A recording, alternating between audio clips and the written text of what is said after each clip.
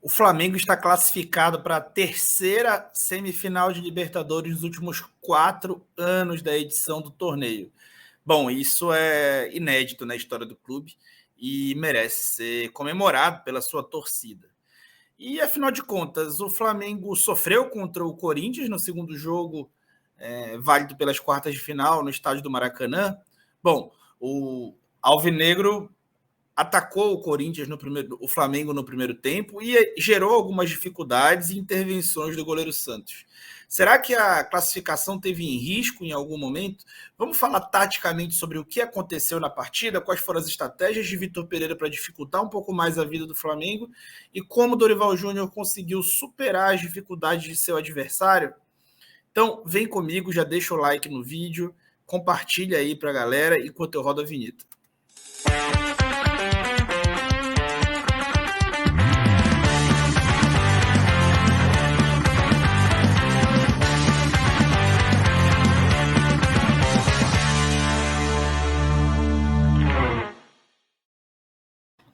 Grande parte das análises que eu vou falar para você aqui nesse vídeo, eu fiz ao vivo, enquanto a partida estava acontecendo. E eu faço as análises dos jogos enquanto as partidas acontecem num canal de Telegram, onde os membros deste canal de YouTube têm acesso. Então, se você quiser ter acesso ao Telegram, onde eu faço as análises enquanto as partidas acontecem e comento os jogos, todos os jogos do Flamengo no ano, você pode clicar no link na descrição do vídeo. Você contribui com o meu trabalho por só R$5 e consegue fazer parte aí desse grupo, interferir na pauta do canal, consegue conversar. A gente tem aí um diálogo aberto também e aprende muito, todo mundo aprende bastante junto. Eu aprendo muito com eles aprendem comigo e a gente tem uma troca muito legal. Então, você tem interesse? Clica aí na descrição do vídeo e se torna membro do canal do Falso 9. Pessoal, eu falo um pouco devagar, tem que ser o máximo didático possível. Esse é meu estilo, então se você preferir, você pode botar no vezes 2 aí, ou no vezes 1,5, o YouTube dá essa possibilidade, e você faz isso aí para poder não ficar entediado aí, caso você ache que eu falo devagar demais. Então vamos lá responder essa pergunta, né? O Flamengo sofreu? Então vamos falar como foi o jogo, né? O Corinthians, ele iniciou com algumas mudanças, mas o mesmo plano de jogo aparente, né? Aparentemente o time manteve um 4-3-3, só que com o William, né? Muito mais qualidade. Fez uma mudança no meio de campo, saiu o Cantillo, entrou o Rony. Na defesa, né? O Balbuena não jogou, voltou o Raul Gustavo. E o Fábio Santos jogou ao invés do Lucas Piton, né? Um meio de campo, um lateral com um pouco mais de capacidade defensiva e um lado que teria o William, né? A estratégia era atacar o Rodinei. A estratégia era atacar esse lado fraco aqui da defesa do Flamengo, que é o Rodinei marcando, né? Inclusive colocou o Flamengo em apuros, mas vamos falar um pouquinho de cada fase dos apuros aí que o Corinthians causou ao Flamengo em alguns momentos. Bom, lembrando do primeiro jogo, né? Isso aqui é uma imagem do primeiro jogo.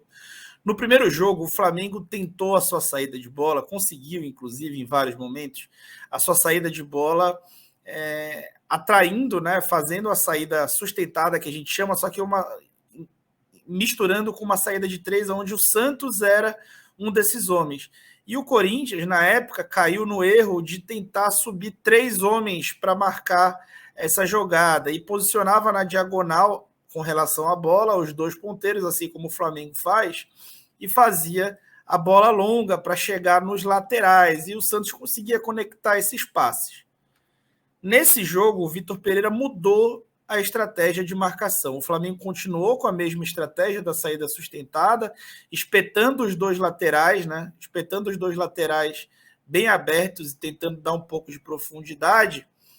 Só que o Corinthians não fez uma marcação antecipada, e sim ele marcou não foi com um homem a mais para marcar o Santos e ficou marcando mais próximo os laterais, para que eles não recebessem essas bolas. O Flamengo, ao tentar fazer a troca de passes por baixo na sua saída de bola, encontrou várias dificuldades, vários problemas. Aqui é um lance que o Thiago Maia desce para ajudar, acaba tendo que conduzir a bola, perde a bola para o Adson faz uma finalização para um milagre do Santos, né? Então, o Flamengo teve novamente, assim como na primeira partida, dificuldades na sua saída de bola impostas pelo treinador Vitor Pereira, que conseguiu marcar bem dessa vez, ao contrário da primeira vez. Porém, o que o Flamengo poderia ter feito, né, na minha opinião? Na minha opinião, o Flamengo fazer essa saída sustentada com 2 laterais e 2 zagueiros seria prejudicial nessa partida, porque essa saída a gente utiliza quando quer atrair o adversário, porque ela tem mais gente. Então você acaba atraindo o adversário a marcar no seu campo e gera espaços por dentro. Caso o Flamengo tivesse optado pela saída de 3, ele teria empurrado ainda mais o adversário para o próprio campo, teria trazido o Felipe Luiz para a saída de bola, aberto o Arrascaeta ou o Pedro e feito o time empurrar o adversário para o próprio campo. E isso geraria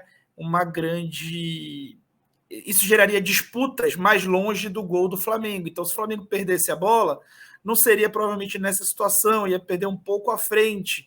Então, você teria mais possibilidade de cobertura. Caso continuasse perdendo os duelos por baixo ou até por cima, o arremesso lateral seria no campo de defesa do Corinthians e não no campo de ataque do Flamengo. E essa sucessão de pressões que o Corinthians conseguiu fazer bem executadas em cima do Flamengo na primeira etapa fez com que o Flamengo talvez até aparentasse estar sofrendo um pouco e sim correu risco em alguns momentos de sofrer um gol que tornaria talvez um pouco dramática a noite no Maracanã. Porém, na metade do primeiro tempo, o Flamengo recorreu a uma arma que já utilizara, né, no primeiro jogo contra o Corinthians, que era a bola longa no Pedro, né? E o Pedro é um craque, né? E ele domina, joga a mamão nele que ele vai dominar, impressionante. E o Santos, gente, o Santos tentou 16 bolas longas no jogo e ele acertou 11 das 16. O Flamengo, no primeiro tempo, tentou 35 bolas longas, se eu não me engano, e acertou 28. É um aproveitamento de 80%. Eu não sei se esses números estão certos, mas o aproveitamento das bolas longas do Flamengo foi de 80%. Gente, isso não tem assim muito precedente no futebol para um time que sai com tanta bola longa, tá? Um número bom de acerto de bola longa é 60%, que é mais ou menos o índice do Palmeiras, que é um time que utiliza muito ataque rápido e muita bola longa, e ele tem cerca de 60% de aproveitamento. O Flamengo teve 80% na primeira etapa. Isso diz respeito ao quê? A qualidade do Santos no passe, a qualidade do Pedro nessa recepção e também a falta de artifícios apresentados pelo treinador corintiano ao tentar neutralizar isso aí. Quem assistiu o vídeo de ontem falou, ouviu o que eu falei. Eu imaginava que o Vitor Pereira fosse fazer uma marcação individual, talvez com um zagueiro a mais, fosse fazer uma marcação individual no Pedro, só que não fez. E o que o Pedro fazia? Se deslocou da área e gerava esse combate com o Fagner. Ele realmente não perdia uma bola, né? O time claramente tinha uma dinâmica de se aproximar dele, né? Então, a cada bola que viajava ao Pedro, Arrascaeta, João Gomes, Felipe Luiz, se aproximavam dele, que era para o Pedro receber a bola e em 2 passes, no máximo, um domínio e um passe, acionar um companheiro. Então o Pedro foi brilhante nesse fundamento. O próprio Arrascaeta também fez algumas disputas, mas é interessante como o Pedro saía da área para fazer esse duelo com o Fagner e o Santos com um lançamento até mais rasante, né? Um lançamento que pega menos altura, por cima, pega menos altura e chega no destinatário, né? Um lançamento bastante bonito até do goleiro rubro-negro. Então o Flamengo sofreu na saída de bola, superou com a bola longa. E aí o Corinthians, o Flamengo sofreu também com a saída do Corinthians. Por quê? O William, ele estava ali tentando explorar as fragilidades do Rodinei. E o Flamengo, assim como o Corinthians, lembra que eu mostrei para vocês a marcação que o Corinthians fez no primeiro jogo, né, com esses 3 homens tentando bloquear o passe por fora? Essa é a forma como o Flamengo marca. E o Corinthians, com uma saída de 3, o Flamengo tentou marcar da mesma forma. E aí o Cássio, ele acabou conseguindo acionar o Fábio Santos algumas vezes e gerou uma situação de superioridade numérica aqui, que o Douglas Fortunato, inclusive, explicou na live de ontem. Quem não assistiu a live, assista, clicando aqui na descrição do vídeo. E aí o William começou a realmente bailar em cima do Rodinei e gerou bastante dificuldade. né? Então, ele estava claramente encaixado no Rodinei, inclusive em um dos lances que o Rodinei não conseguiu antecipar o combate, porque é muito necessário isso. O Léo Pereira tomou um cartão ainda no início da partida, né? E só que defensivamente isso gerava um espaço longo, né? O William é um cara agressivo e o Fábio Santos é um lateral base, que fica um pouco mais, apesar de ter subido até bastante, e o Fagner ter ficado mais nesse jogo. E aí o Everton acabava caindo muito por aqui. O Rodinei já caía em cima do Fábio e o Everton caiu, do Queiroz acabava não acompanhando, porque o próprio Thiago Maia acompanhava, o Gabriel descia. Então o Everton acabou tendo muito espaço para jogar graças à própria escalação do William. Aqui a gente tem um exemplo, né? O Flamengo está com seus 4 homens mais avançados aqui, entregando, atacando a última linha do Corinthians, e tem o Rodinei aqui atrás da minha logo, não é uma logo, né? Do meu nome, o Rodinei para receber essa bola. Olha o que acontece, gente. O Flamengo em superioridade numérica dentro da área do Corinthians. E aí o Rodinei, que não é um grande cruzador, fez um cruzamento e encontrou a cabeça do Everton Ribeiro, que fez uma boa cabeçada e não fez o gol, né? Foi uma ótima jogada do Flamengo, que não contou com a recomposição eficaz do William, que tinha esse papel, né, de defender no 4-1-4-1, como eu mostrei para vocês, e não executou com eficácia, né, no lado mais forte do ataque rubro-negro. E quase acontece um gol, né? E aqui, por que eu estou mostrando esse lance aqui do primeiro gol dessa eliminatória? Né, para destacar a atuação do Arrascaeta pelo lado esquerdo do campo. Né? Eu tenho sido bastante chato com o fato do Flamengo normalmente não ter tido profundidade pelo lado esquerdo do campo, ou até amplitude pelo lado esquerdo do campo, que também se repetiu em alguns momentos durante a eliminatória. Porém, nas duas partidas, até pelo adversário jogar com corredores laterais bastante profundidade, com os laterais, com os pontas, o Dorival tentou fazer um pouco de um espelhamento. Então, pelo lado esquerdo, ele colocou grande parte do tempo o Arrascaeta aberto. E o que isso rendeu, que normalmente não rende quando o João Gomes tem que fazer essa função? Por uma característica dele, ele é um cara que corre muito mais para cobrir as próprias costas do que corre para fazer uma marcação mais avançada, porque ele não está tão avançado quando o Flamengo perde a bola.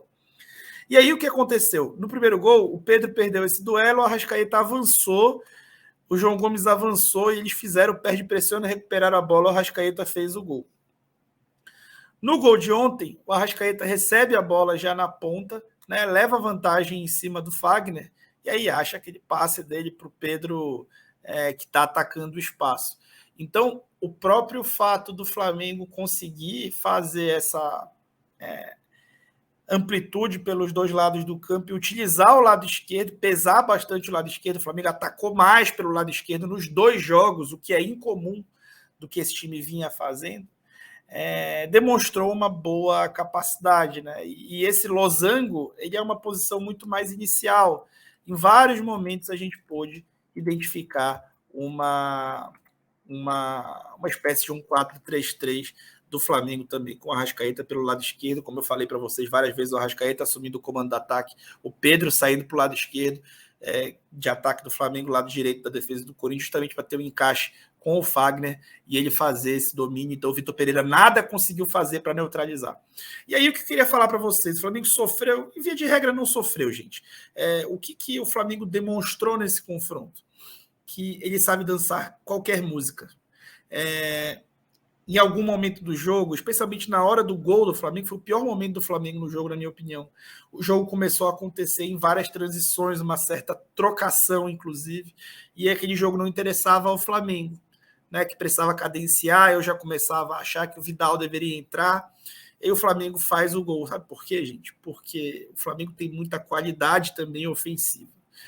E correu riscos na defesa que não precisava ter corrido, mas se for para trocação, ele também sabe. Né? Claro que não é o ideal, mas se for para trocação, ele também sabe. Se o adversário marca o Flamengo alto, ele encontra a bola longa no Pedro. Se o adversário está mais preocupado com a bola longa, ele vai começar a construir por trás e vai tocar a bola até amanhã e vai encontrar espaços, porque tem muita qualidade. Então é um time que, se o adversário subir todas as linhas, o Flamengo tem o melhor contra-ataque do Brasil e finaliza a gol 1/3 dos contra-ataques que faz, isso é um número absurdo. Normalmente os times finalizam a gol bons contra-ataques 1/5, o Flamengo finaliza 1/3. Ou seja, se o jogo pede contra-ataque, o Flamengo contra-ataca. Se o jogo pede troca de passe em ataque posicional contra o adversário fechado, o Flamengo entrega. Se o jogo pede bola longa, o Flamengo entrega. Se o jogo pede trocação, o Flamengo também é bom nisso, apesar de não ser tão interessante isso para ele. Então o Flamengo foi copeiro, não se desesperou, não se abalou em momento algum e soube dançar a dança que o jogo pedia. E você, qual que é a sua opinião? O que você pensa sobre o assunto? Deixa o teu like aí, que eu sei que você esqueceu. E eu fui. Beijos.